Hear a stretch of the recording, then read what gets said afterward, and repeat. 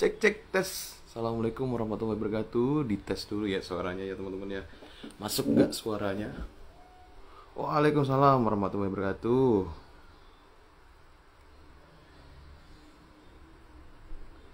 Karena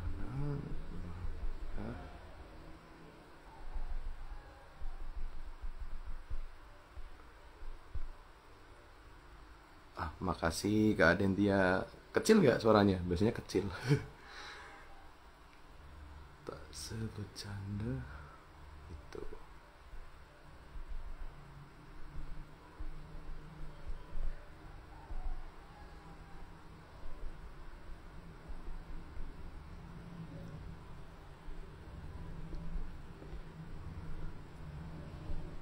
Bentar ya teman-teman ya, sambil nulis judulnya dulu. Biasanya saya tuh gampang typo kalau nulis-nulis gini, jadi harus dipastiin. Karena mereka tak bercanda itu terus pengumuman.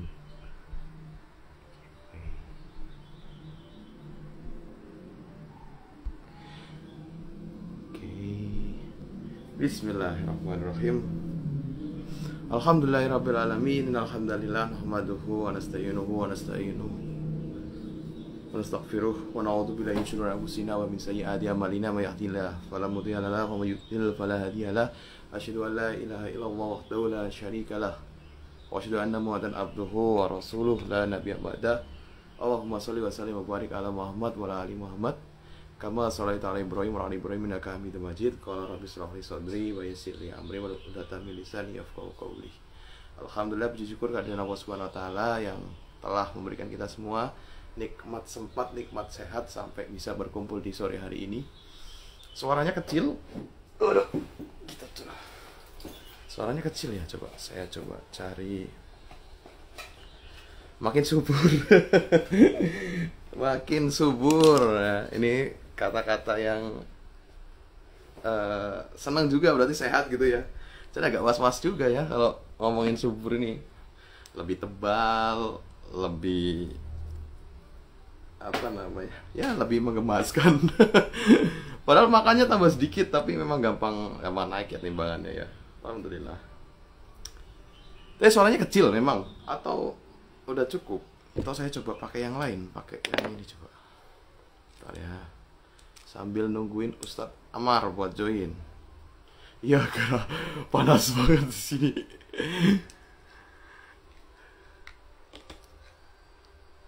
Bentar, kita coba yang lain ya. Teman-teman boleh nih tulis dulu nih untuk dari mana aja. Siapa tahu ada yang satu daerah kan. Boleh absen dulu dari mana aja kotanya. Coba pakai yang ini.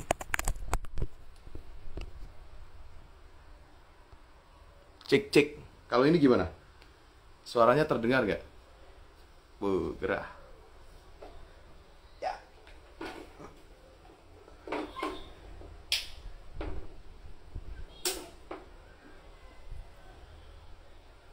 Nah, ini jelas ya. Mas Aris jelas ya. Saya kok jadi keringetan gini ya. Baik, bismillah. Semarang, Tangerang, Bandung. Oh, hampir semua Jawa ada ya. Pematang Siantar. Wah. Tadi itu saya itu ini masih di rumah, makanya tadi persiapan dulu. Makanya agak keringetan. Karena gerah terus persiapan jadi keringetan. Maaf ya, nggak apa-apa ya, kayak abis renang malah ya, langsung nge-host, tapi enggak. Ini memang udah siap gini, cuman masih agak menyesuaikan dengan suhunya. Ya Masya Allah, panas. Alhamdulillah kita sore ini akan ngobrol nih perkara yang cukup menarik ya, dari sebuah buku yang baru dirilis. Ini banyak sekali jadi buah bibir di banyak komunitas maupun forum-forum bedah buku, baik kajian maupun hal-hal yang menyangkut dengan ilmu-ilmu pranikah. Bahkan ini sering sekali buku ini untuk dibahas karena memang masih menjadi buku yang baru juga ya untuk dibahas. Dan alhamdulillah sore ini kita langsung kedatangan dengan penulisnya langsung. Nah, ini Ustadz Amar baru ngechat nih. Oh, beliau habis terima tamu, jadi kita tungguin ya. Kita ngobrol-ngobrol dulu, temenin saya ngobrol di sini. Nah, buat teman-teman itu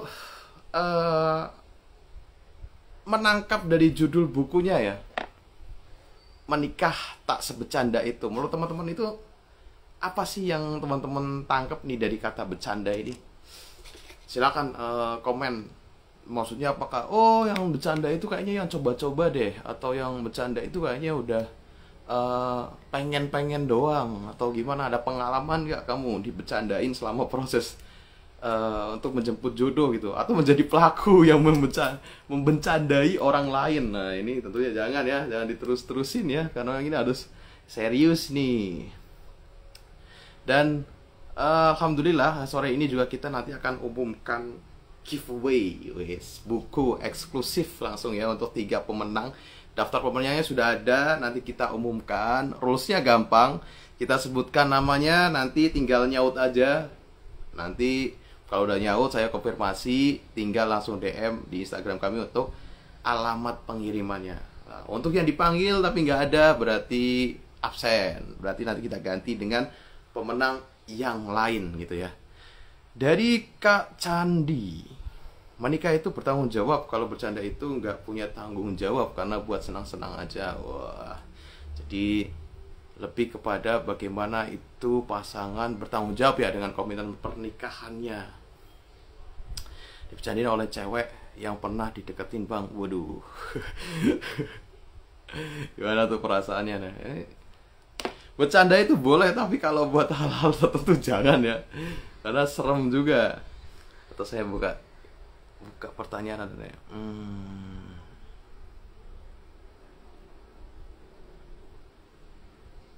Nah, kalau teman-teman gimana nih yang kemarin udah ikut flashover dari Taruh Online Indonesia? Ada yang udah apa nih pengalamannya setelah flashover kemarin? Ada yang mungkin akhirnya berproses, ataupun ada yang udah ngirimin 7-7-nya CV belum ada jawaban semuanya, atau bagaimana?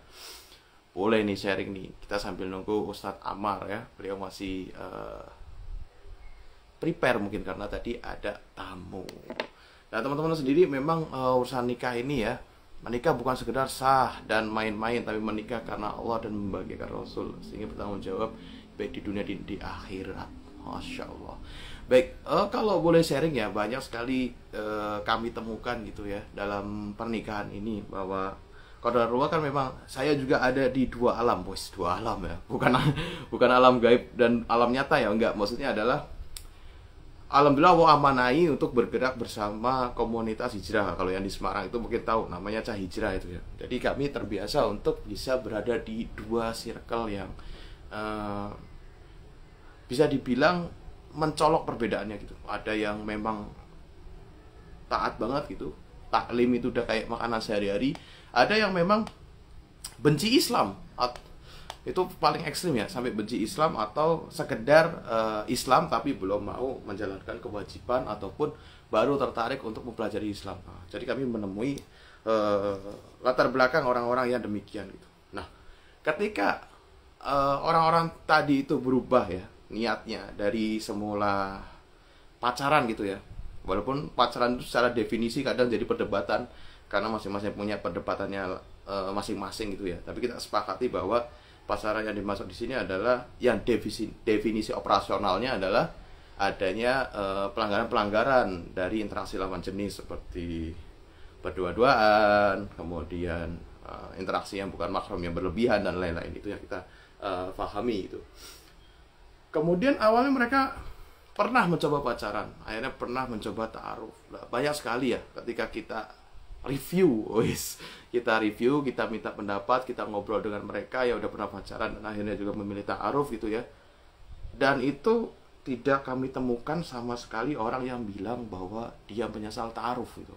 Tapi kalau orang yang menyesal pacaran gitu, bukan menyesal, lebih tepatnya kalau misal saya udah tahu ta'aruf, saya nggak mungkin sih milih buat opsi pacaran gitu, karena saya udah tahu bagaimana kejelasan prosesnya dan juga outputnya seperti apa gitu. Nah, itu banyak sekali yang alhamdulillah bertahun-tahun gitu ya proses tapi nggak ada kejelasan, akhirnya bubar begitu aja. Begitu mereka nyoba ta'aruf itu sebulan bisa nikah. Mereka itu sampai nggak habis pikir gitu. Jadi ikhwan-ikhwan juga banyak kok yang begitu, yang tadinya takut buat melangkah gitu ya. Mereka nggak percaya bahwa banyak akhwat-akhwat yang baik ya, kayak yang di sini nih, masya Allah, yang mau nerima, sampai pada insecure gitu, sampai pada insecure nulis di CV mau nggak nerima saya apa adanya gitu. Nah, ternyata di sini itu awatnya baik-baik juga gitu, baik-baik, mau menerima apa adanya, segala kondisi coba dibicarakan terlebih dahulu gitu ya. Jadi nyautnya di chat atau gimana? Iya boleh, boleh di chat ya. Jadi masya Allah gitu, bahwa ternyata ya nggak sesulit itu kok lingkungan kita sekarang, bahwa banyak orang baik yang alhamdulillah juga mau kok membersamai kita gitu. Salah satunya di ta'aruf, karena di ta'aruf ini memang sama-sama ingin membangun keluarga, sama-sama ingin menyelamatkan. Jadi ya insya Allah orang-orang yang di sini itu lebih memudahkan dan mengusahakan, mengupayakan untuk bisa menikah dengan cara dan niat yang benar gitu. Wah, ini Ustadz udah hadir ya, teman-teman tentunya nggak sabar buat kita terima terlebih dahulu. Oke. Jadi banyak banget loh yang akhirnya teredukasi dengan tarif itu sendiri. Assalamualaikum Ustadz. Waalaikumsalam warahmatullahi wabarakatuh. Alhamdulillah. Sehat Ustadz? Alhamdulillah sangat sehat, sangat sehat. Ini gambar sama Alhamdulillah. suara saya jelas ya? Jelas Ustadz. Oke, Jelas sekali Mas. alhamdulillah. Alhamdulillah. Alhamdulillah nih saya malah ketemu kedua kalinya Ustadz. Oh ya, pertama di mana?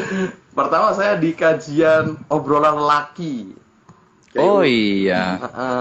yang malam-malam itu. Iya Ternyata benar-benar. pas saya DM, ternyata Tarot Online pernah bikin konten tentang tulisan Ustadz Amar. Nah, itu malah kaget juga loh. Ternyata Iya dari kontak benar-benar. lama.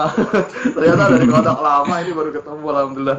Insya Allah khair, Ustadz Alhamdulillah. sudah apa namanya mau meluangkan waktu dan bersamai tim Tarot Online Indonesia. Oh Di iya sini ya. langsung udah ada 93 orang ya yang sangat tertarik untuk membedah tentang buku terbaru Ustadz dan Ustadz Alhamdulillah, Amar nih. alhamdulillah. Sebelumnya mungkin Ustadz boleh memperkenalkan diri, Ustadz, biar teman-teman ini lebih kenal dia. Mohon Ustadz. Perkenalannya gimana ya? Ya. Assalamualaikum warahmatullahi wabarakatuh. Saya Amar. Inilah saya di balik akun Risalah Amar yang sering disangka perempuan, sering disangka admin, sering disangka apa gitu kali ya. Saya sehari-hari alhamdulillah sudah menikah gitu ya, dan apa namanya, aktif menulis juga, dan kalau bergerak itu di bidang literasi sebenarnya melalui Negeri Buku gitu. Dan saya sekarang menempuh kuliah lagi gitu ya untuk memformalkan ijazah di bidang penyiaran agama Islam, kira-kira itu. Masya Allah, padat ya kegiatannya, alhamdulillah. Ustadz, Ya, ini ya. buku yang memang secara judul itu sudah sangat menarik gitu ya. Biasanya kan kalau menikah itu malah didorong nih, menikah enak loh misal gitu, atau gimana gitu, biar orang itu terdorong buat menikah nih. Ustadz malah menyematkan kalimat gak sebecanda itu gitu. Padahal nikah itu sendiri kan biasanya kan hubungannya sama keseriusan ya, hal yang sangat-sangat serius, sangat-sangat detail gitu. Tapi kenapa Ustadz akhirnya memilih judul untuk buku Ustadz sendiri gitu dengan kata bercanda gitu? Apa sih yang ingin Ustadz sampaikan dari bercanda itu? Oke, ya pertama sih gini ya, saya melihat nggak kayak dulu kan, sekarang tuh banyak banget ikhwan ngaji, akhwat ngaji gitu kan, dan mengakses orang-orang baik tuh gampang. Cuma gini deh, banyak banget akhwat yang akhirnya dikerjain sama laki-laki. Karena apa? Ini laki-laki request nikah yuk, nikah yuk, nikah dong. Tapi ternyata nih laki-laki belum punya kesanggupan biaya. Itu yang pertama. Atau yang kedua, bahkan bukan cuma biaya, tapi bahkan minta izin sama orang tua sendiri aja belum.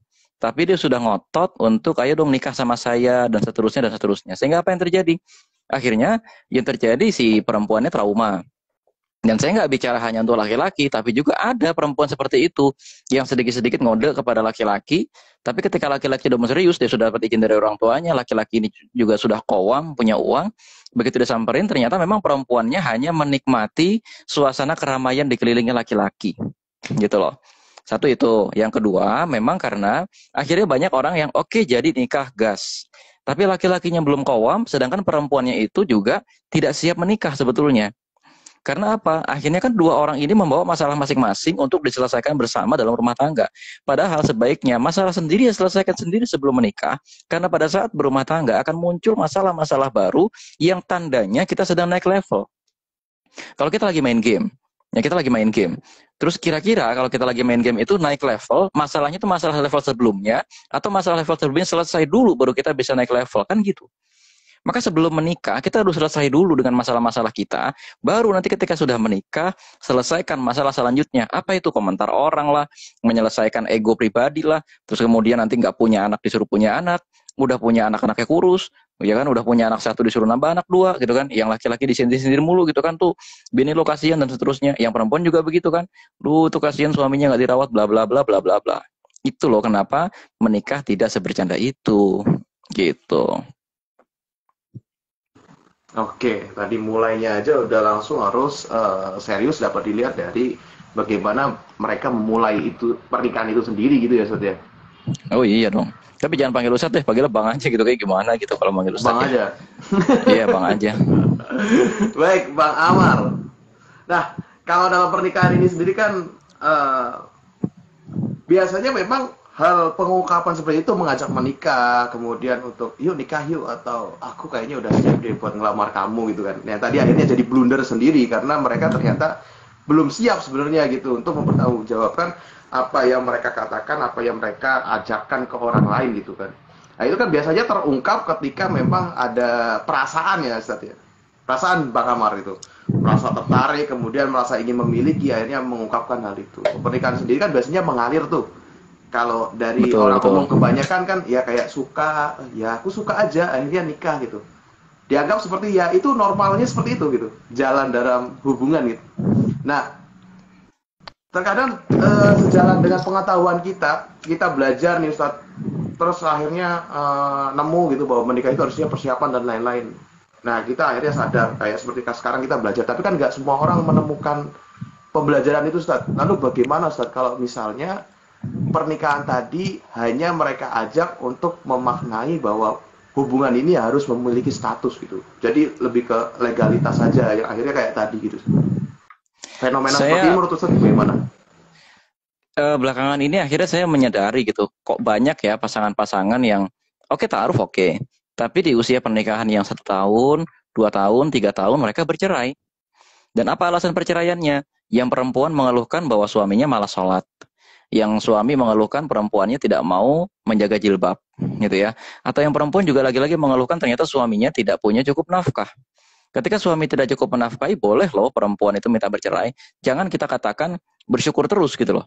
Artinya jangan-jangan sebenarnya bisa jadi salah satu cara bersyukur juga adalah dengan bercerai. Kalau memang suaminya memiliki indikasi bukan tidak bisa tapi tidak mau menafkahi. Tidak bisa menafkahi urusan lain lagi, tapi kalau tidak mau itu beda lagi urusannya. Nah, akhirnya saya lihat begini, maka buku saya ini kan ngambil segmennya itu dari ketika orang udah mau punya niat menikah sampai dengan akad. Nah, dari tahapan-tahapan sepanjang itu tuh yang saya ceritakan itu ada orang-orang yang misalnya ya ketika kenalan kan ini kita juga nggak bicara hanya pada proses ta'aruf yang kita kenal ya pakai CV segala macam. Boleh kok laki-laki itu nikah ketemu langsung dengan orang tuanya itu boleh. Perempuan juga boleh kok tembak langsung dalam artian pakai perantara tentu saja ya. Misalnya nanti ngomong ke orang tuanya atau minta minta tolong pamannya, minta tolong kakaknya dan lain sebagainya. Itu harus diseleksi. Jangan sampai cuma gara-gara ini laki-laki kelihatan udah mapan deh, udah kaya, dia punya saham di BUMN misalnya. Ya kan? Atau misalnya dia kerjaannya kayak udah dua digit, tapi dia melupakan karakter yang lain, temperamental, dia melupakan karakter misalnya, tapi bang sholatnya nggak diperhatikan gitu misalnya. Atau misalnya apa namanya bukan cuma sholatnya dia nggak bisa baca Quran gitu loh. Sementara sebenarnya ini perempuan sudah punya cita-cita. Saya mau anak saya nanti menjadi penghafal Quran misalnya. Saya maunya dibimbing secara agama. Ini agak-agak apa ya? Agak ironis jadinya, kontradiktif. Perempuan itu ketika menikah maunya dibimbing secara agama. Tapi gara-gara nih perempuan terlanjur mencintai pada akhirnya aspek-aspek keagamaan dari laki-laki dihilangkan ketika berkenalan. Saya nggak bicara proses ta'aruf ya, karena kalau ta'aruf itu kesannya terlalu gimana gitu ya. Tapi kenalan dulu deh, ya melalui jalur apapun, baik difasilitasi mungkin ta'aruf online ada fasilitasnya kan ya. Atau nanti misalnya lewat orang tua langsung gitu ya. Kok agamanya nggak ditanya, sholatnya gimana, baca Qurannya gimana? Dites aja nggak apa-apa baca Qurannya. Karena apa? Nanti kita sendiri yang sedih ngerasain ketika, aduh suami saya nggak bisa baca Quran, tapi saya pengen anak saya itu jadi orang yang mencintai Al-Quran gitu loh. Atau yang kedua, misalnya gini, bukan cuma masalah itu gitu ya, tapi masalah kesanggupan nafkah juga nggak ditanya gitu ya. Terus masalah yang lain ya, masalah nasab dan lain-lain sebagainya juga nggak ditanya. Karena apa? Seakan-akan overexcited gitu loh. Nikah tuh semudah ini ya, nikah-nikah aja. Tapi ternyata ada faktor-faktor lain sehingga Rasulullah Shallallahu Alaihi Wasallam itu menganjurkan laki-laki maupun perempuan untuk nazar, melihat, memperhatikan kondisi calon pasangannya, apakah betul-betul kriteria yang dia inginkan itu cocok atau tidak. Itu. Baik, alhamdulillah. Memang kalau dari apa namanya, ternyata tadi kalau rasa perasaan itu bisa mengalahkan logika ya, Ustaz. Bisa menurunkan akal kita ya gitu. Kalau kita udah terlanjur jatuh hati nih, Ustaz. Ya memang kan gini ya. Salah satu obat dari jatuh cinta itu kan pernikahan gitu loh. Kalau nanti misalnya ketika proses gak jadi nikah batal gara-gara ketahuan perangai buruknya dan lain sebagainya, itu obat memberikan rasa sakit gitu kan, sehingga rasa cintanya itu hilang. Atau yang kedua, kalau memang ternyata itu jodoh ya alhamdulillah gitu kan. Karena apa? Cintanya manusia itu berbeda dengan cintanya Allah Subhanahu wa taala. Cintanya manusia itu menuntut pertemuan, menuntut kedekatan jarak, bahkan mohon maaf ya, karena itu teman-teman persiapan ta'aruf gitu kan, memang menuntut juga hubungan fisik, dalam artian hubungan seksual. Maka banyak sekali dua orang yang saling mencintai tapi tidak menikah, pada akhirnya apa? Melakukan hubungan seksual di luar pernikahan, yang itu merupakan kejahatan seksual. Yang rugi siapa? Ya perempuannya selalu, bukan laki-lakinya. Gitu ya. Nah, makanya tadi, kalau terlanjur cinta bagaimana? Ini pentingnya punya circle yang membuat kita sadar dari genjutsu itu. Gitu loh. Kalau kita lagi ngablu lah gitu, bahasa. Kalau kita lagi dikuasai genjutsu gitu kan, ada yang negor, ada yang noyor gitu, bahasa. Woi, sadar lu gitu kan. Lu jatuh cinta jangan gitu-gitu amat. Sini. Kita kaji pelan-pelan orang ini baik atau tidak buat pernikahanmu ke depan. Atau kita kaji pelan-pelan, ente ini sebenarnya udah siap nikah atau cuma gara-gara dimabuk cinta. Ya, nanti diprotes lagi nama jomblo. Loh bang, bukannya pernikahan itu harus dimudahkan? Oke, kita tanya Rasulullah Shallallahu Alaihi Wasallam. Ternyata ada dua pemuda yang bertanya di dua waktu berbeda. Jawabannya juga dua. Pertama, ada seorang pemuda bertanya ya mengenai pernikahan. Maka pemuda ini dijawab, maka berpuasalah, sesungguhnya puasa itu adalah perisai. Ya. Tapi ada lagi pemuda selanjutnya yang bertanya di waktu yang berbeda. Ya. Malah pemuda ini ditanya sama Rasulullah, kamu punya mas kawin apa? Saya nggak punya apa-apa ya Rasul. Coba periksa dulu ke rumah, kata Rasulullah. Begitu di rumah, nggak ada ya Rasul, saya hanya punya kain ini. Loh, kata Rasulullah, loh kalau kamu kasih kain itu sebagai mas kawin, nanti kamu pakai apa? Ketika tidur, apa, dan lain-lain. Akhirnya, ditanya sama Rasulullah, kamu punya apa? Hafalan Quran. Ada ya Rasulullah, surat Al-Baqarah. Kalau di Sahih Bukhari, hadisnya itu sampai, nikahilah dia dengan mahar hafalan Quranmu. Tapi kalau di Sahih Muslim dijelaskan, nikahilah dia dengan pengajaran dan pengamalan dari surat Al-Baqarah. Maka nggak boleh dimaknai bahwa mahar itu cukup sampai dengan surat Al-Baqarah. Ya, terus kita bilang kan harusnya mempermudah, iya, tapi itu ada aturan fikihnya bahwa mahar itu harus benda yang berharga. Itu loh. Jadi setiap pemuda itu beda-beda jawabannya. Nggak terus kemudian pada pemuda dibambuk cinta atau pemudi dibambuk cinta terus nikah begitu aja. Entar dulu. Ya, karena apa? Kalau kita memang ya kita jatuh cinta, akan tetapi kalau masalah pribadi kita belum selesai, kita akan menjadi beban bagi orang lain. Satu, yang laki-laki akan menjadi beban buat istrinya, yang perempuan akan menjadi beban buat suaminya. Dan saya bicara ini sejajar loh, ya, imbang antara laki-laki dengan perempuan sama aja. Laki-laki yang masih temperamental, masih malas, tidak punya kecukupan harta akan jadi beban buat istrinya karena nanti istrinya terpaksa bekerja untuk mencari nafkah, bukan untuk mengembangkan diri. Begitu juga dengan perempuan yang belum selesai dengan dirinya, hanya bermodalkan jatuh cinta lalu menikah, maka dia mungkin saja akan menjadi beban bagi suaminya. Itu loh. Karena apa? Ya mungkin dia masih belum tuntas, dia masih suka ngomel, dia masih sensitif. Yang sensitifnya itu sensitif yang tidak syar'i. Karena sensitif kan fitrah, itu sifat manusia. Tapi yang tidak syar'i itu apa-apa dikomentarin, bahkan cenderung gibah, cenderung mengadu domba, namimah, dan lain-lain sebagainya. Itu ya. Oke.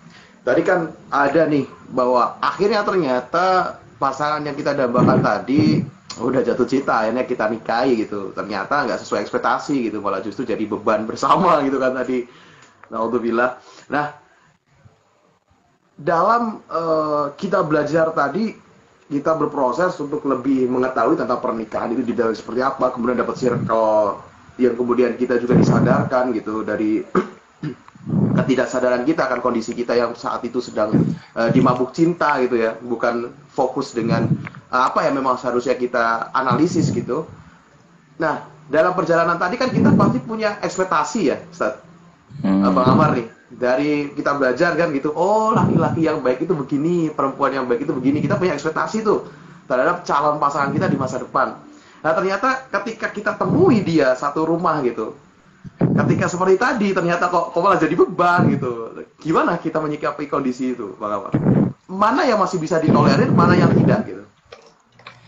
Pertama kita harus sadar bahwa memang calon suami kita atau calon istri kita sebaik-baik itu juga manusia. Ya namanya manusia bisa salah gitu loh. Al imanu yazidu wa yanqus. Ya.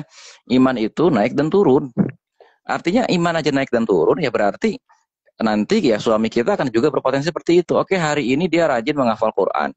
Hari ini dia rajin sholat misalnya. Ke depan siapa yang tahu gitu loh, dia akan jadi seperti apa. Makanya memang pernikahan itu bisa saja membuat satu keluarga ini semakin saling mendukung, tapi bisa saja juga tidak. Kalau dua-duanya saling menggantungkan pada satu sama yang lainnya, padahal harusnya ketika seseorang itu beragama dia independen. Ada kisah sahabiah Rasulullah Shallallahu Alaihi Wasallam yaitu Ummu Habibah radhiyallahu anha. Ketika beliau itu berhijrah ke Habasyah, suaminya itu murtad. Ya, dan apakah kemudian Ummu Habibah menyalahkan itu? Ah, suami saya aja murtad, suami saya nggak bisa membimbing saya, maka ngapain saya taat-taat banget beragama gitu? Nggak gitu. Ummu Habibah tetap independen. Dia menjadi orang yang taat. Dia nggak peduli mau suaminya murtad kayak mau apa kayak. Dan akhirnya Allah Subhanahu Wa Taala menyatakan kadar ketaatan semacam ini, kadar keberagamaan yang semacam ini cocoknya jadi istri Rasulullah. Makanya Ummu Habibah diperistri oleh Rasulullah Shallallahu Alaihi Wasallam dengan diperantarai oleh Raja Najasyi pasca suaminya murtad tadi. Itu loh yang harus kita garis bawahi. Dalam kondisi yang seburuk itu, dalam kondisi yang tidak ideal itu pun ternyata sabar kita, taat kita itu memang dihargain gitu ya Ustaz ya. Oh iya. Kalau misalnya dalam perkenalan kemudian dalam perkenalan tadi, tentunya kan sebagai manusia kita pasti punya naluri gitu Ustaz untuk mempertahankan diri ya gitu. Eksistensi kita jaga nih, profil kita pasti kita jaga sebaik mungkin di mata orang lain gitu kan. Terkhusus di sini adalah calon pasangan kita gitu kan. Nah, gimana sih ngelihat calon kita tadi? Mungkin ada beberapa contoh ataupun kasus yang simple gitu, tapi bisa dilihat gitu bahwa dia ini tadi udah selesai dengan urusannya sendiri gitu. Mungkin kan masalah itu ada saat dalam pernikahan kan masalah dalam menuju pernikahan masalah itu kan pasti ada mungkin ya. Nggak pasti semulus semudah itu gitu. Nah, tapi masalah seperti apa ya sebenarnya bisa jadi indikator bahwa oh ini orang belum selesai nih gitu tadi sehingga bisa sebercanda itu. Kalau untuk laki-laki dan perempuan ini sama-sama beda, tapi saya garis bawahi dulu bahwa belum selesai itu belum tentu nggak bisa lanjut menikah loh gitu ya. Ada kok yang masih bisa dimaklumi gitu ya, dan ini makanya lagi-lagi setiap orang tuh punya kondisi yang berbeda-beda. Ya contoh misalnya, aduh nih orang belum kerja, ya tapi kalau ternyata calon mertuanya yang memang mencari pengganti pemegang saham di BUMN, mengapa tidak? Mungkin dia nggak perlu kerja juga lah. Misalnya gitu ya, misalnya. Tapi gitu ya, tapi kalau ditanya nih ya apa sih yang menjadi ciri-ciri nih orang belum selesai? Bagi laki-laki dan perempuan tuh beda karena tugas pernikahannya juga beda.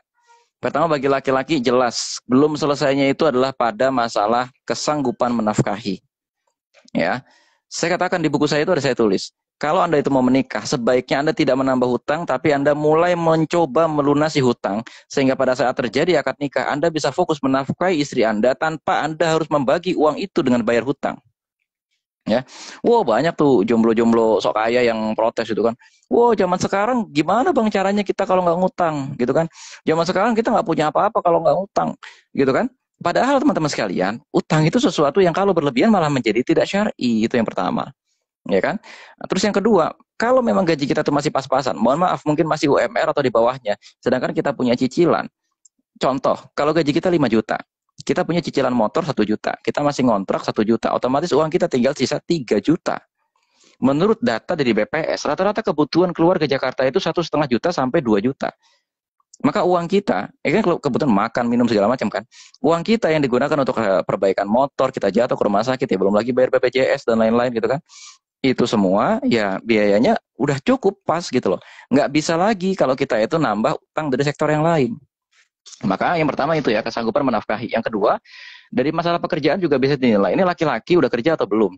Nggak masalah. Oh, ini mertuanya perhitungan nih, masa ditanya kerjaan? Ya nggak masalah. Sebenarnya yang ditanya itu bukan pekerjaannya, jawabannya itu bukan pekerjaan. Tapi jawabannya ini berkaitan dengan kesanggupan menafkahi. Dan ini kesanggupan menafkahi itu adalah kewajiban dari Allah Subhanahu wa Ta'ala. Ya, memang tidak termasuk ke dalam syarat sah pernikahan, enggak gitu loh. Kita nikah sama orang lumpuh aja sah gitu loh. Ya, kita nikah sama apa? Maksudnya lumpuh itu dalam artian gini, dia tidak punya kuasa menafkahi, bahkan dia mungkin impoten dan lain sebagainya, sah-sah saja boleh gitu loh. Akan tetapi kewajiban seorang laki-laki dalam pernikahan adalah menikah itu perlu menafkahi. Sehingga kalau teman-teman tidak menafkahi, ya oke pernikahannya tetap sah-sah saja. Akan tetapi pernikahannya menjadi pernikahan yang cacat dan istri berhak mengajukan khulu atau berhak mengajukan perceraian. Yang kedua bagi laki-laki, ini pada persoalan temperamen. Kawam itu bisa kita lihat dari apakah dia tuh kemarahannya sudah ajak atau tidak. Penyebab kemarahannya itu sepele atau tidak. Kita tanyain aja, antum terakhir marah itu kapan? Antum itu apa namanya, penyebab kemarahannya apa? Gitu ya. Antum itu apa namanya, kalau marah sampai mukul nggak? Atau pernah nggak punya berantem sama saudara sampai mukul misalnya? Pernah nggak marah-marah sama ayah dan ibu dan bagaimana cara marahnya pada saat itu? Atau ngomong aja bagi yang perempuan ya, saya ini orangnya sensitif gitu ya. Kalau saya itu sensitif, saya nggak suka banget nih ada laki-laki yang tiba-tiba bentak-bentak di rumah. Bagaimana menurut antum? Nah, bagi perempuan, gitu ya, bagi perempuan beda lagi nih pertanyaannya. Karena perempuan tidak wajib, bukan tidak wajib ya. Memang perempuan itu tidak usah menafkahi, karena kan menafkahi itu kewajiban laki-laki, maka kriteria bagi perempuan tidak perlu kita tanyakan kesanggupan hartanya. Akan tetapi bagi perempuan terutama, gitu ya, yang sama juga dengan laki-laki juga, gitu ya, persoalan agama. Ya, ini perempuan, baik perempuan dan laki-laki ini bisa nggak apa namanya membaca Al-Quran dengan baik, mengerti nggak dasar-dasar ilmu agama Islam deh, senggangannya deh, biar nggak takhayul mulu itu kehidupan rumah tangganya gitu loh. Takhayul itu contohnya bagaimana? Ya sekarang ente memilih berobat sakit nih, berobatnya ke dukun apa kemana? Gitu kan? Contoh gampang kan? Contoh gampang itu. Atau misalnya paham nggak nih dasar-dasar kewajiban taat kepada suami? Kalau lagi berantem sama suami, kabur nggak? Ya kan? Ini loh, ini banyak nih perempuan yang nggak sadar, lagi marahan sama suami, kabur. Terus dia berdalih, oh, suami saya galak apa segala macam. Padahal kalau istri itu kabur itu bahaya. Secara fikih itu hukumnya harus dibahas panjang lebar itu. Ya, atau misalnya istri paham nggak kewajiban menutup aurat misalnya, sehingga suami tenang meninggalkan istri itu di rumah tuh dengan kondisi yang tenang. Nah, paling sisanya tambahan-tambahan yang bisa dipelajari setelah menikah, akan tetapi sudah harus dipersiapkan. Sudah siap belum punya anak? Karena konsekuensi dari pernikahan itu apa? Ya punya anak.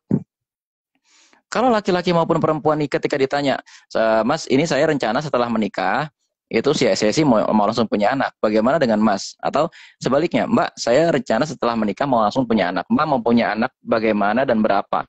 Siapa nanti yang ngajarin anak saya ngaji dan seterusnya. Dia masih bingung, justru saya sih maunya nunda dulu ya, 5 tahunan deh, mau pacaran dulu, mau karir dulu, apa segala macem. Ini dia hanya siap menikah, tapi tidak siap berkeluarga. Karena salah satu efek dari menikah, nih lihat, efek dari menikah, Anda akan membentuk satu keluarga. Ketika Anda siap menikah, tapi tidak siap berkeluarga, ini berbahaya sekali buat tumbuh kembang anak, buat keakuran antara laki-laki dan perempuan, dan bahkan untuk kebahagiaan diri sendiri. Karena ya ini dia menikah, tapi konsep keluarga tidak ada di rumahnya. Karena dia tidak siap melayani suami, suami tidak siap menafkahi, ketika datang kehamilan, dia juga tidak siap menyambut anaknya, dan seterusnya. Tidak ada keluarga dalam ikatan pernikahan itu. Mengerikan sekali. Baik, alhamdulillah. Masya Allah, Muhammad. Saya baru ngeh tadi ya, ternyata ada ya gitu ya. Iya, dan contohnya tadi sangat gampang untuk dimengerti bahwa ada orang yang siap menikah tapi belum siap berkeluarga ya. Itu beberapa teman-teman juga langsung bereaksi tadi begitu dengan kalimat itu gitu. Dan itu bisa jadi memang PR masyarakat kita sekarang, di mana anak-anaknya akhirnya nggak dapat pendidikan dari orang tuanya, karakter orang tuanya yang baik juga nggak turun ke anaknya, mereka akhirnya mencari karakter lain. Iya, kalau yang dicontoh ini yang baik, kalau yang enggak gimana gitu kan. Nah, tadi Bang, menarik Bang, ada yang komen nih terkait dengan kemampuan untuk menafkahi tadi ya. Tentunya kan di beberapa daerah itu mempunyai kadar tingkat nominal masing-masing gitu. Apalagi tadi ada yang komen juga, saya juga sandwich generation nih, gimana nih, udah UMR sandwich generation gitu kan. Nah, karena tadi berbeda-beda nih untuk tingkat nominalnya tadi Bang, lalu sebenarnya itu kalau dikatakan mampu itu ya seperti apa sih Bang itu? Ataukah Oke. nominalnya, ataukah bagaimana gitu? Ini pertanyaan menarik ya. Ada satu fun fact gitu bahwa saya itu ketika menikah dengan istri saya sama sekali nggak kerja saat itu, tapi saya punya pendapatan dan jauh banget di bawah UMR. Namanya juga freelance, gitu kan. Tapi mertua saya menerima. Nah, tapi itu intermezzo saja gitu ya. Nah, apa sih yang dikatakan seseorang itu cukup bisa menikah atau cukuplah hartanya untuk bisa dikatakan menafkahi? Di dalam kitab-kitab fikih, misalnya kitab Kifayatul Akhyar, itu dikatakan semuanya dikembalikan kepada urf, ya. Yang penting itu suami meskipun saat itu belum mampu tapi ya berproses dia pelan-pelan beli peralatan rumah tangga. Karena dalam kitab Kifayatul Akhir itu dalam bab qadar nafkah itu ada satu kitabun nikah, di sana tuh ada satu bab yang namanya qadar nafkah. Itu dalam Islam itu sangat memuliakan perempuan gitu ya. Sampai-sampai itu Imam Al-Hisni itu menuliskan seorang laki-laki dikatakan nafkahnya itu cukup ketika di rumah itu ada telenan, ada pisau, ada gelas, ada dandang, ada kompor, ada kamar, ada ini, ada itu, lengkap banget. Bahkan Imam Syafi'i rahimahullah taala sampai mengatakan seenggak-enggaknya di rumah itu bisa makan daging sekian kilo dalam 1 bulan dan seterusnya. Tapi di garis bawah, sisanya mengikuti dengan uruf setempat. Nah, pertanyaan saya adalah, bagaimana dengan UMR Jogja? Tadi saya dilihat di kolom komentar juga tuh, bagaimana dengan UMR Jogja? Oke, UMR Jogja nggak rendah-rendah banget kok. Nyatanya di Jakarta juga banyak yang nggak UMR 4, berapa? 4,2 ya sekarang Jakarta itu kan, 4,4. Banyak yang apa gajinya itu nggak 4,4, yang gajinya masih 2 juga ada, gaji 1,5 juga ada. Bahkan jauh-jauh, jangan jauh-jauh Jogja deh, coba ke Bekasi teman-teman sekalian, coba ke daerah Kabupaten Bogor, atau nggak gitu deh, coba ke teman-teman ke Kabupaten Bandung, yang itu sudah agak modern gitu loh. Sama ya, dan kategori dikatakan siap menafkahi itu bukan berarti besaran gaji, slip gajinya berapa, nggak gitu. Ya nggak gitu. Akan tetapi satu kemandirian dia gimana, dia bisa nggak ngatur uang.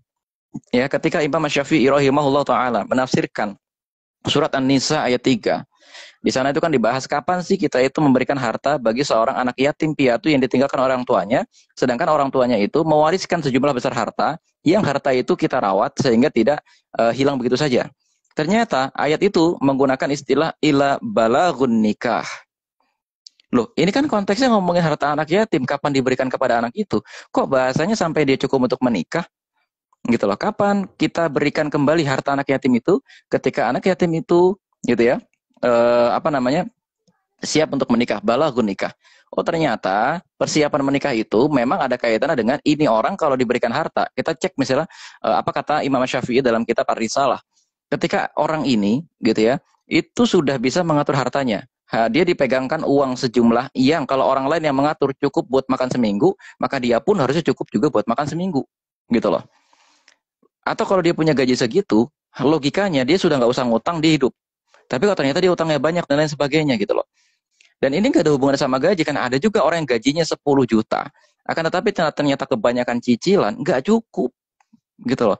Maka saya tidak bicara soal nominal gaji. Dan teman-teman, saya bilang begini, tolong jangan keseringan lihat postingan-postingan Instagram yang bombastis. Sebelum usia 30, saya sudah punya 100 juta pertama. Ya, lulusan kampus ternama di Indonesia gajinya jangan mau di bawah 8 juta. Nggak gitu konsepnya itu. Karena banyak orang yang akhirnya gajinya bahkan sampai 20 juta. Cicilannya banyak. Kenapa? Dia gaya hidupnya tuh nggak kuat gitu loh. Ya, dia gaji 10 juta nih misalnya. Ngambil cicilan mobil 2,5 juta. Ngambil cicilan rumah 3 juta. Ya nggak? Terus kemudian dia ngambil apa? Beli TV, listrik, apa segala macam dan seterusnya.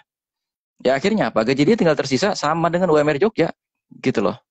Maka akhirnya yang penting Anda mencukupkan diri dulu dengan apa yang ada, ya kan? Anda mencukupkan diri dengan apa yang ada. Kalau bisa latihan jangan ngutang, dan daripada Anda berhutang, Anda bisa nggak menambah pintu rezeki dari tempat yang lain? Anda nambah skill daripada Anda nambah hutang.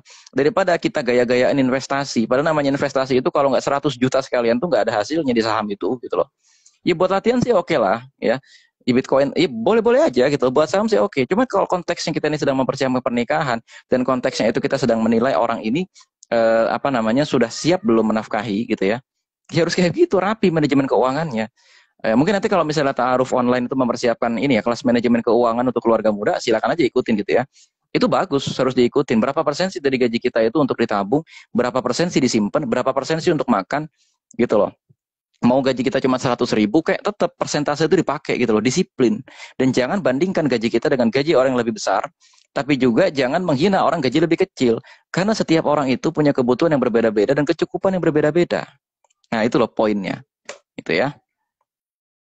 Baik, alhamdulillah. Jadi tadi bukan tingkat ekonominya ya, tapi kemampuan menafkahi itu adalah salah satunya juga keterampilan kita dalam mengelola uang yang memang kita punya, yang kaitannya untuk ditukar nilainya dengan taraf kebutuhan kita gitu. Berarti kalau uangnya kurang ya berarti tingkat gaya hidupnya juga harus ditekan lagi gitu ya. Selalu di bawah ataupun sama minimal ya, gaya hidup dengan penghasilan sama gitu, atau lebih baiknya di bawah, gaya hidupnya di bawah tingkat penghasilannya.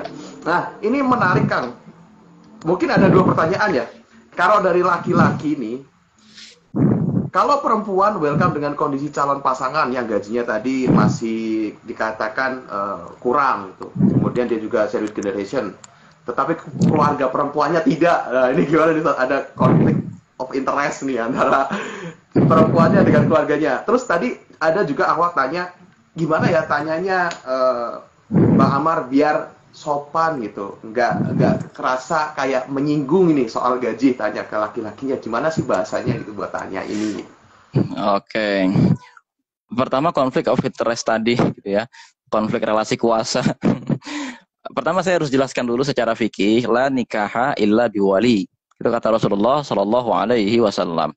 Ya mau apa lagi kalau wali perempuan tidak mengizinkan, ya sudah, Anda jangan maksa gitu ya. Karena insya Allah kalau itu yang bicara adalah orang tua, selama itu tidak menyentuh masalah-masalah syariat. Contoh, eh, orang tua melarang menikah, belum setuju menikah, itu gara-gara tadi nafkahnya dikhawatirkan nggak cukup.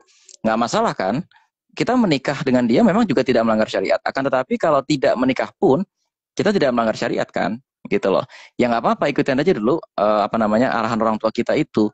Karena bisa jadi gitu ya, tunda aja dulu misalnya setahun gitu ya, meskipun nggak usah diikat lah, tunda aja setahun, barangkali setelah itu nanti si laki-laki ini punya kesanggupan nafkah misalnya. Atau yang kedua, memang memang pada akhirnya saya menyadari ya mau nggak mau gitu loh, laki-laki itu datang ke hadapan mertua jangan menunjukkan aib dia sebagai orang nggak punya apa-apa, tapi tunjukkan bahwa dirinya itu sebagai orang yang cukup. Miskin nggak apa-apa gitu loh, miskin nggak apa-apa, belum kerja ya nggak apa-apa. Tapi ya ente kalau memang misalnya belum sanggup menafkahi ya jangan nekat. Kenapa kok jangan nekat? Akhwat yang antum datang itu bisa baper, itu yang pertama. Yang kedua, antum hanya mempermalukan diri sendiri. Antum belum kerja, oke lah nggak apa-apa kalau belum kerja. Tapi kalau antum tidak mandiri, tidak punya uang, itu urusan beda lagi.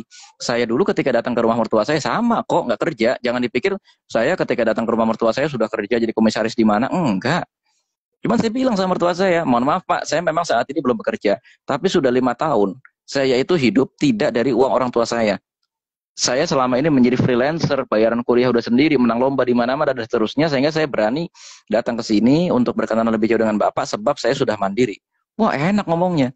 Tapi coba kalau misalnya kita ditanya, antum makan di mana? Masih sama orang tua. Bensin gimana? Masih sama orang tua. Terus antum ngapain datang ke sini? Ya namanya juga cinta, Pak. Ya susah kalau begini, ya bisa hancur negara kesatuan Republik Indonesia dan keutuhan bangsa. Ya, itu. Terus tadi pertanyaan kedua soal apa tadi? Untuk menanyakan terkait dengan gaji ini, karena beberapa akhwat itu merasa malu, nggak enak gitu kalau mau tanya gitu. Nggak usah malu, karena kan konteksnya kita mau nikah nih. Kecuali saya pikir begini nih, Anda mungkin malu kalau bertanyanya itu dalam forum yang tidak disiapkan untuk proses pernikahan. Coba deh, di taaruf online misalnya, harus jujur kan? Di CV ada kan, laki-laki gajinya berapa harus jujur. Karena emang nggak boleh malu, karena apa? Itu adalah hak istri, gitu loh. Ketika istri itu menilai, ya, aduh gaji calon suami saya nggak cukup, udah nggak usah.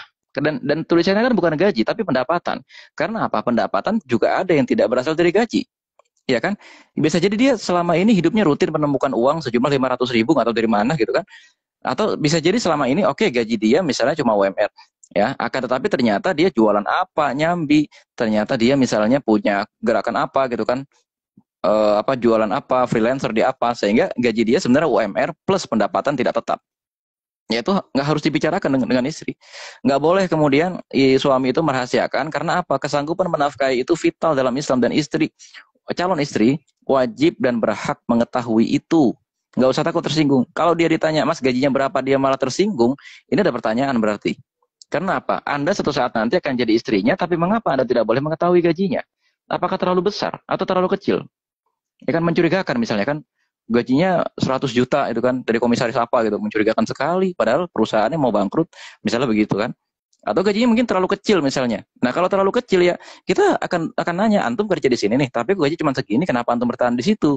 Padahal antum sebentar lagi mau nikah dan ini jelas-jelas nggak cukup misalnya. Antum dari mana nanti akan dan perempuan tuh harus bertanya dengan jelas.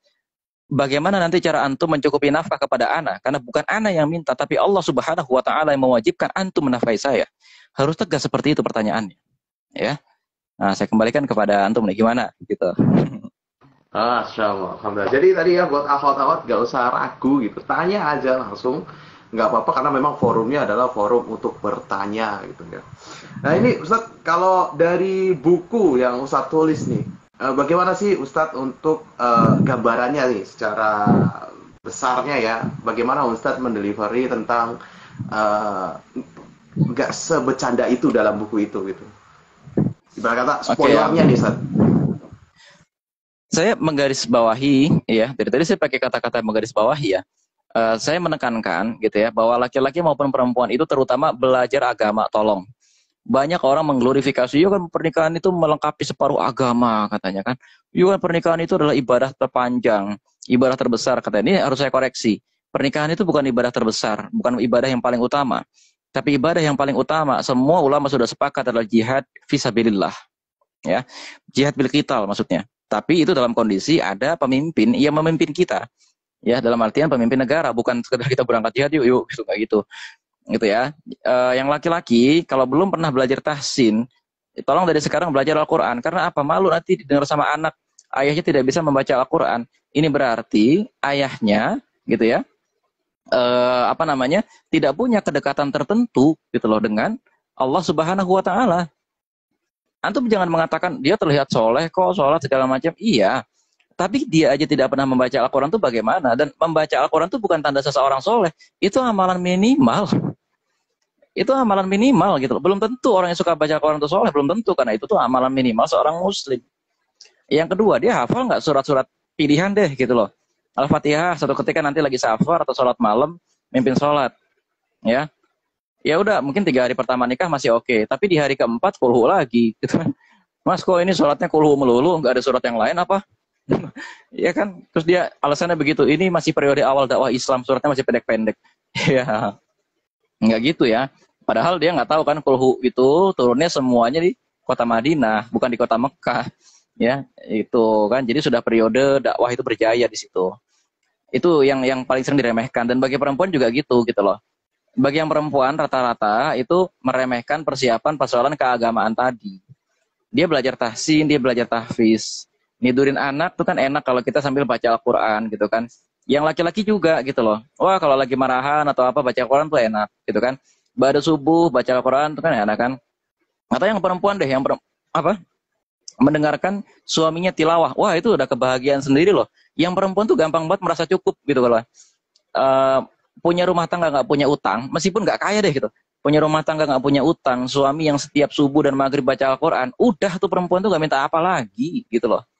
Nggak minta suaminya ganteng, ya kalau ganteng juga nggak apa-apa, gitu kan. Nggak minta suaminya tuh kaya tuh nggak minta suaminya itu begitu lembut tuh enggak. Yang penting itu loh, gitu loh. Bisa nggak sih suaminya menyiapkan itu dan buat istri kita itu merasa saya cukup dengan suami saya sekarang karena suami saya mampu membimbing saya ke arah agama yang baik meskipun suami saya bukan tamatan apa segala macam dan ini nggak perlu tamatan pondok itu belum tentu juga gitu ya kira-kira itu tuh yang sering dijadikan bercanda gitu loh. Baik. Jadi hal-hal yang mungkin jadi kalau dalam ta'aruf itu kurang disoroti sebagai topik utama, tapi justru malah menjadi hal yang memang fundamental sekali gitu ya. Tadi Iya menarik itu Ustaz, dia. karena tadi kalau dari kacamata Ikhwan nih ya Ustaz, banyak kita temui gitu bahwa Ikhwan ini sering ngeluh tentang finansial gitu. Ibarat momoknya terbesar itu. Kami pernah coba tuh Ustaz, kayak polling tipis-tipis gitu. Dan itu seragam jawabannya tentang finansial semua. Tadi Ustadz menyampaikan bahwa bacaan Quran suami pun itu bisa menjadi kecukupan daripada istri itu sendiri dalam dia menerima kepemimpinan dalam keluarga itu sendiri itu. Namun sebenarnya dalam praktek pernikahannya mungkin Ustaz seringkali menemui beberapa orang itu dari pengalaman gitu. Sebenarnya perempuan ini kadang merasa dirinya cukup itu apa saja Ustaz gitu. Saya juga meyakini bahwa nggak mungkin hanya finansial aja gitu ya. Tapi ini menjadi seolah kalau ini udah selesai nih finansial nih, aman nih. Sehingga kadang laki-laki nggak fokus tuh untuk belajar tahsin, belajar tadi sesimpel nidurin anaknya juga dengan apa namanya penuh pengajaran diceritain nabi-nabi atau bagaimana gitu Ustaz. Nah itu dia, berarti kan nggak mungkin juga ya kita tidurin anak nyeritain One Piece, gitu kan? Atau misalnya gini deh, ya sederhana gitu. Ini sebenarnya saya seneng banget ketika laki-laki merasa khawatir apakah uangnya cukup atau tidak untuk menikah, padahal sebenarnya cukup. Tandanya mereka itu calon laki-laki yang bertanggung jawab terhadap nafkah istrinya. Justru gitu ya, tolong jangan nikah dengan orang yang nggak sadar duitnya nggak cukup, tapi nekat gitu loh. Karena apa? Ya, uang itu kan termasuk ke dalam ikhtiar dunia gitu loh. Semua ibadah ya teman-teman sekalian, kecuali zikir kepada Allah, itu kan punya asbab dunia gitu loh. Anda mau sholat, iya, tapi kan Anda harus menutup aurat, ya kan? Anda mau sholat, iya, tapi kan Anda harus suci dari hadas kecil dan hadas besar. Ikhtiarnya apa? Anda wudhu, Anda mandi, Anda istinja, Anda tutup aurat Anda baru sah sholatnya. Begitu juga dengan nikah. Oke, nanti ketika Anda menikah memang Allah akan mencukupkan, tapi sebagai ikhtiar ya Anda bekerja. Kalau Anda sudah bekerja tapi nggak cukup, kerja lagi, ambil jam tambahan. Kalau Anda kerja tapi nggak cukup lagi, ada yang salah dengan tempat kerja Anda, pindah tempat kerja. Nggak bisa pindah tempat kerja, ada yang salah dengan manajemen waktu, manajemen keuangan, dan manajemen belajar Anda. Gitu loh. Akhir pekan jangan dipakai buat main. Anda mau nikah nih, oke, saya targetkan tahun 2024 saya nikah. Sekarang kan masih tahun 2022. Mulai dari sekarang, tolong siapkan 2 hari ya untuk tidak bekerja. Ngapain Anda? 1 hari ini tugasnya untuk belajar. Pagi belajar agama, siang belajar skill baru, kursus apa segala macam. Tujuannya apa ya? Biar nanti kalau terjadi masalah dengan satu lapangan pekerjaan, kita bisa shifting ke lapangan pekerjaan baru dengan cepat karena shift kita itu ada gitu loh. Apa namanya? Skill kita tuh ada di sana. Sore itu kita gunakan untuk belajar hal baca buku, belajar tahsin, olahraga kayak apa dan segala macam. Yang penting 1 hari itu kita gunakan untuk pengembangan diri. Karena tidak semua tempat kerja itu menyediakan tempat pengembangan diri. Ya. Tidak semua tempat pekerjaan mengakibatkan pegawai-pegawainya semakin pinter.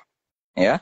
Nah, yang kedua, gitu ya, di hari kedua yang kita kosongkan tidak untuk bekerja, kita gunakan untuk apa? Manajemen keuangan, manajemen rumah tangga dan lain-lain sebagainya kita belajar.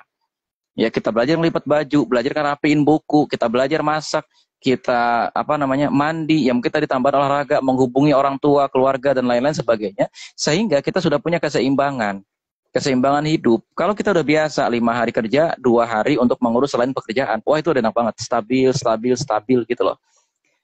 Dimulai dari situ gitu loh, dan itu insya Allah nanti ya teman-teman sekalian, kalau kita udah terbiasa, pokoknya saya hanya mau bekerja 5 hari, 2 hari, atau paling lama 6 hari deh, yang 1 hari saya tidak mau mengurus pekerjaan, saya harus belajar hal-hal baru, sehingga saya tidak tergantung kepada satu lapangan pekerjaan saja dan seterusnya.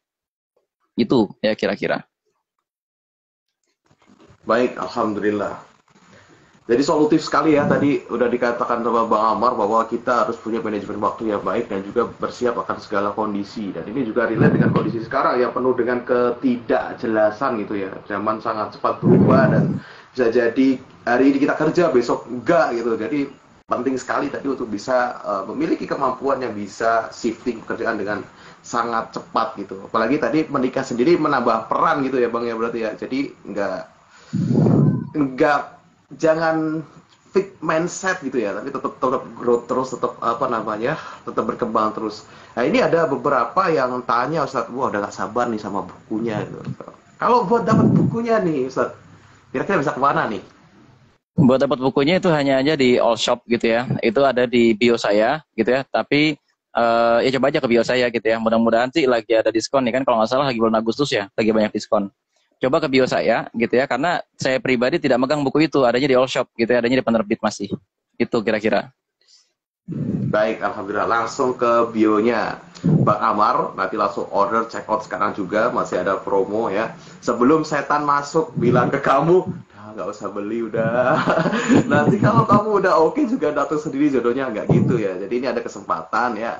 235 orang ini bisa ada di sini tentunya bukan kebetulan gitu. Ini beruntung sekali kita bisa hadir dan saya pun senang sekali nih bisa ngobrol dengan Bang Amar. Nah, ini Oh, ada Masya Allah. beberapa pertanyaan. Tapi ya insya Allah untuk kebanyakan sudah terjawab, Ustaz. Kayak antum kayak punya ramalan, Ustaz. Ini Oh lagi enggak, kok atas sini nih. sebenarnya tadi ketika saya menjawab, ternyata ada yang nanya itu sekalian aja. Cuman dengan bahasa yang tersambung-sambung. Ah, baik, alhamdulillah. Jadi disapu semua ya. Ustaz, kalau sebagai orang yang menulis buku ini, tentunya kan ada harapannya nih ketika pembaca itu membaca karya antum gitu. Eh, Outcome apa sih yang ingin Ustadz hadirkan untuk para pembaca ketika selesai membaca buku ini? Itu perubahan seperti apa yang Ustadz harap ketika orang itu sudah mempelajari buku yang Ustadz tulis? Pertama gini ya, saya sangat mengharapkan orang Muslim. Ini jelas sasaran buku saya adalah orang Muslim. Orang Muslim yang menikah itu punya cita-cita dalam pernikahan dia. Dan cita-cita dia itu bukan sependek saya ingin jadi kaya, saya ingin jadi penguasa, dan lain sebagainya. Tapi cita-cita dia itu diselaraskan untuk tujuan dakwah. Karena Anda menikah itu kan ibadah. Saya agak mengkritisi orang-orang yang seakan-akan menjadikan pernikahan itu sebagai tujuan akhir hidupnya. Tadinya dia aktivis dakwah yang hebat sekali. Atau tadinya dia itu orang yang rajin ngaji. Tapi ketika sudah menikah, dia sudah merasa cukup. Udah, hati saya tenang, hati saya tentram, dan saya nikah-nikah aja. Udah. Ini seakan-akan pernikahan dia menjadi, ya mohon maaf kalau ekstrimnya saya katakan, pernikahan dia itu jadi tidak lagi bermanfaat buat Islam gitu loh. Tidak lagi pernikahan dia itu menjadi keluarga yang aktif untuk menjalankan dakwah Islam. Ya, dia tidak menjadi keluarga pembelajar, dia tidak menjadi keluarga yang memang di sana didesain agar keluarga itu selalu mengingat Allah, selalu memperbarui keimanan setiap hari dan lain-lain sebagainya gitu loh. Ada satu bab dalam buku saya itu, pentingnya sebuah keluarga itu punya guru gitu loh. Terserah kalian mencari guru itu di mana saja gitu loh. Dalam artian teman-teman bisa ke kantor-kantor PCNU atau Muhammadiyah terdekat misalnya kan, atau teman-teman cari halaqah, atau teman-teman cari kajian-kajian para ulama yang sekarang bertebaran banyak banget. Karena apa? Bayangin kalau istri kita lagi marah, lalu kemarahan dia itu kemarahan spontan. Dia nggak nanya sama ulama nih kalau begini gimana, dan dia belajar cuma dari kutipan-kutipan di Instagram, atau cuma dari hal-hal yang ada di TikTok, yang ternyata belum tentu itu secara syariat Islam itu dibenarkan. Itu yang pertama. Atau yang kedua, bayangkan suami lagi marah, menghadapi pertengkaran rumah tangga, tapi dia menghadapi pertengkaran itu cuma dengan naluri, bukan dengan ilmu. Karena dia terputus dengan sumber-sumber ilmu agama Islam, yaitu para ulama. Maka teman-teman sekalian, saya berharap teman-teman yang sudah baca buku ini menangkap pesan utama itu untuk tolong tetaplah tersambung dengan sumber-sumber ilmu agama Islam, tetaplah tersambung dengan para ulama.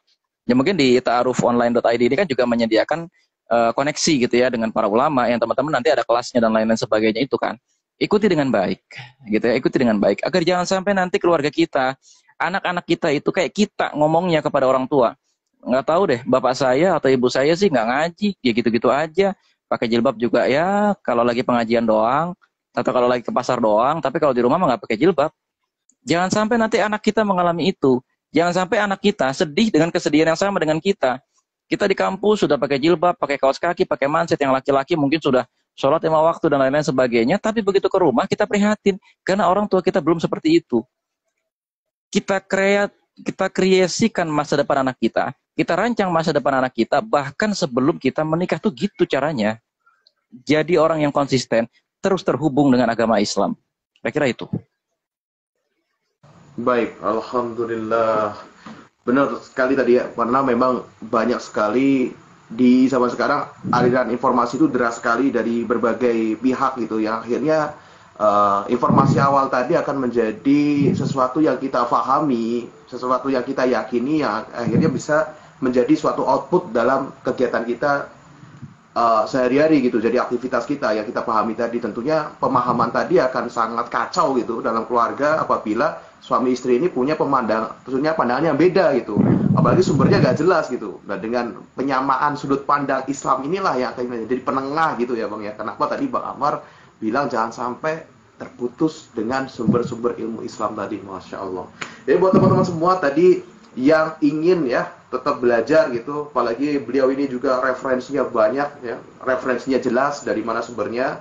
Jadi ini memang untuk muslim pure, teman-teman semua bisa ambil bukunya. Ini bisa jadi buku ini ya intisari dari banyak kitab yang Ustadz Amar baca gitu. Jadi, Masya Allah, Masya Ustadz Amar Allah. itu sudah mempermudah kita gitu, untuk mempermudah kita mendapatkan banyak sekali inti-inti bahasan pernikahan dalam semua kitab-kitab yang pernah beliau baca, itu ada dalam satu buku yang bisa kita baca dengan bahasa yang mudah dipahami tentunya. Alhamdulillah.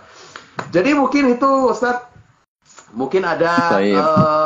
ada pesan mungkin Ustadz untuk teman-teman yang sedang dalam perjalanannya menjemput jodoh ini di Ta'aruf Online Indonesia dan teman-teman semua yang menyimak gitu. Baik. Ya, pertama saya doakan gitu ya. Mudah-mudahan teman-teman dilancarkan gitu ya, dan selalu tadi ya menakar calon jodoh kita tuh berdasarkan dari agamanya, akan tetapi tanpa mengabaikan soal fisik, tanpa mengabaikan soal harta, dan tanpa mengabaikan soal nafkah. Ya, karena apa? Karena hadis Rasulullah Shallallahu Alaihi Wasallam untuk memperhatikan calon kita, gitu ya, persoalan agamanya bukan berarti meniadakan 3 hal yang lain. Enggak gitu cara baca hadisnya. Itu yang pertama. Yang kedua, saling mendoakan, gitu ya, karena nanti setelah menikah tuh baru perjuangan sesungguhnya, gitu ya, baru perjuangan sesungguhnya. Dan semoga ini teman-teman sekalian, gitu ya, tidak putus asa terhadap janji Allah Subhanahu Wa Taala. Yang ketiga, mudah-mudahan teman-teman dari Ta'aruf Online dan teman-teman yang di sini menyaksikan tadi sampai 260-an juga bahkan tadi ya di peak, di puncak ini ya.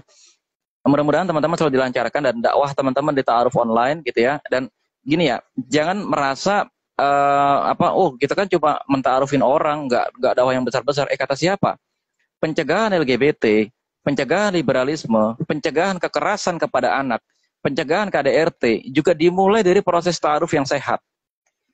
Bahkan pencegahan anak yang punya masalah dengan kesehatan mental lantaran orang tuanya bertengkar juga dimulai dari ta'aruf yang sehat. Jadi kalau Ta'aruf Online ini memang berhasil menjaga khitahnya, menjaga ketertiban dakwahnya dan lain sebagainya, Anda menyelamatkan masa depan banyak orang. Anda menyelamatkan masa depan banyak anak-anak. Nah itu ya kira-kira, mudah-mudahan selalu dilancarkan oleh Allah Subhanahu Wa Taala. Amin, amin, amin. Jazakallah khair Ustadz untuk kesediaannya di sore hari ini. Kami juga berharap mungkin nantinya kedepannya kita ada forum lagi. Insya Allah sejam tentunya kurang ya teman-teman ya. Semangat, kurang, sepakat pasti ya. Jadi mungkin nanti kita akan jadwalkan di lain waktu kita bisa bertemu kembali dengan bahasan yang tentunya lebih menarik lagi, Ustadz. Jazakallah khair Ustadz. Izin nanti kita juga akan ada. Dan untuk teman-teman semua jangan live dulu, terutama yang ikutan giveaway karena habis ini ada pengumuman. Silakan untuk mengucapkan terima kasih. Mungkin ada salam-salam untuk Ustadz Amar sebelum Ustadz Amar pamit ya. Ustadz Amar boleh pamit dulu, nggak apa-apa. Kita nanti akan lanjutkan untuk giveaway. Kalaupun mau di dalam juga nggak apa-apa. Jazakumullah khairan. Ini aneh izin pamit, kayaknya biar jaringan lebih lancar juga antum nanti ya. Jadi baik, saya keluar aja dulu ya. Assalamualaikum warahmatullahi wabarakatuh. Waalaikumsalam warahmatullahi wabarakatuh. Baik, alhamdulillah tadi menarik banget ya. Tentunya kurang 1 jam.